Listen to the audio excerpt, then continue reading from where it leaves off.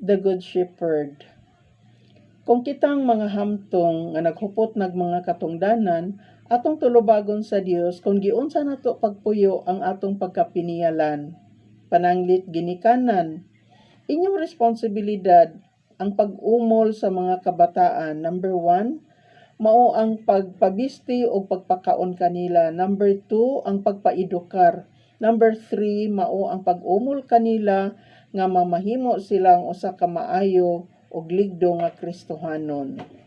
Kung pananglitan usab kamo usa ka public official, ang paghupot og katungdanan hinaot nga mahisama kamo ni Kristo nga mamati og mutabang sa katawhan sa Dios nga gipiyal kaninyo. Hinaot nga kamo nagmatinud-anon or honest kamo diha og pag-amping sa buhis o katawhan sa Dios alang sa pagpalambo sa mga proyekto nga gitahas sa Dios kaninyo. Kung kamo usab usa ka negosyante, inyong responsibilidad ang paghatag og saktong sweldo sa inyong mga katawhan nga pinasubay sa gilatid sa balaod.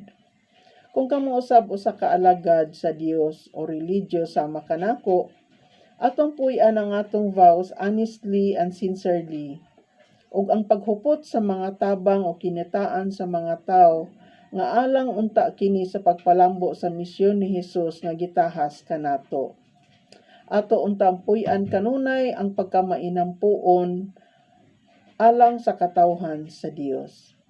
Si Hesus nag-ingon, dili ang tanan nga nagsinggit og Ginoo apan kadto lamang nagtuman sa kabubuton sa langit ng Amahan. Friends, kung kitang tanan makatuman sa kabubuton sa langit ng Amahan, sigurado gyud nga kitang tanan mahalangit. See you in heaven and God bless.